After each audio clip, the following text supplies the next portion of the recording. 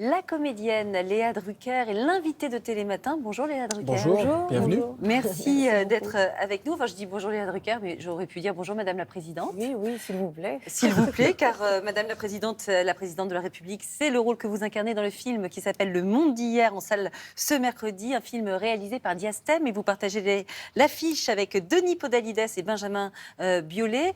Comment on se prépare à incarner la plus haute fonction de l'État ? Et on se prépare, en effet. C'est pas du tout c'est pas un rôle dans lequel on arrive comme ça en disant bon, je vais jouer avec ma spontanéité. Ça m'a demandé beaucoup de travail, un travail même bizarrement une préparation physique pour bien. À quel niveau C'est une histoire d'autorité, c'est ça? Une histoire de crédibilité.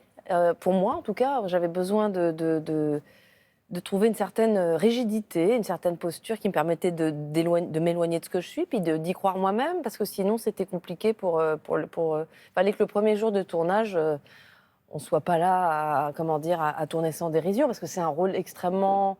C'est une stature assez impressionnante. C'est une pression en fait. supplémentaire en fait pour une comédienne. C'est pas un rôle comme les autres. Pour moi, oui, mais à partir du moment où, avec Denis Podalides, on a discuté, puis on a parlé des tragédies... qu'on a travaillé au théâtre et tout. Et c'est vrai que c'est des personnages finalement assez classiques, en tout cas pour ce film. C'est contemporain, je veux dire, on parle comme on parle ici maintenant, mais il y a quelque chose d'une certaine stature qui s'apparente un peu aux tragédies, comme une reine perdue dans son château. Et d'ailleurs, est-ce qu'il y a des femmes politiques qui vous ont particulièrement inspiré, dont vous vous êtes inspiré en tout cas? Il y en a plein. J'ai regardé beaucoup de choses, mais des choses très variées, mais...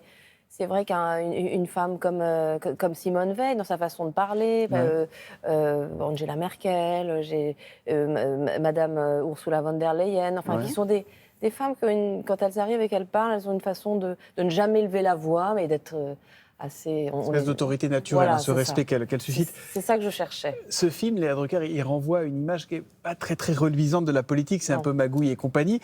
Ça donne pas très envie d'aller voter à 15 jours, là, non ? En fait, c'est surtout, plutôt que Magouille, c'est surtout sur un certain désenchantement. En fait. C'est ça que je trouvais intéressant, intriguant, et que Diastème voulait raconter. C'est des gens qui sont... c'est les 3 derniers jours de leur pouvoir, et ils sont face à leurs responsabilités. Ouais. Et ce que je trouvais intéressant, c'est quand même, malgré tout, moi j'arrivais à m'identifier à des dilemmes moraux et des dilemmes humains que je trouvais très intéressant d'explorer sur ce sujet-là. Mais est-ce que ça donne... Oui, c'est sûr que c'est assez pessimiste. Quand même. Voilà, oui, c'est vrai. Mais on va se mettre dans l'ambiance du film pour que vous compreniez bien ce qui vous attend mercredi en salle. Le site d'information russe va lâcher une bombe au lendemain du premier tour. Gaucher est un homme mort et s'est fait piéger comme un bleu. Willem va remporter l'élection. Qui aurait intérêt à faire gagner un candidat de l'extrême droite en France? Il ne nous reste que 3 jours. Il n'y a qu'une seule chose à faire. Par tous les moyens nécessaires, Elisabeth. Tu te souviens? T'es devenu dingue. Assieds-toi, écoute-moi. C'est une opération un peu délicate. Il faut que ça reste secret. N'employer que des gens de confiance. Montre-moi ton téléphone. Parce que tu crois que je t'espionne. Faut que tu me laisses un petit peu de temps. On n'a pas de temps.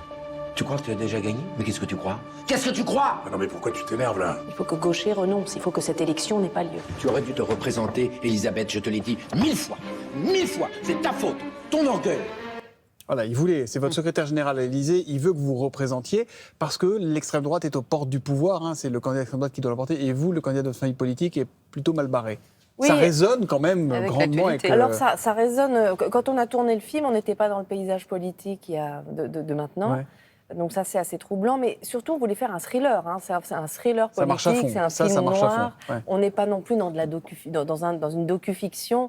Et ça, c'était important, parce que sinon, ça devient très moralisateur. Donc pour nous, c'était important d'utiliser ces codes-là. Enfin, Diastème, même la façon dont c'est filmé, c'est toujours dans une sorte d'obscurité. Mais c'est fascinant.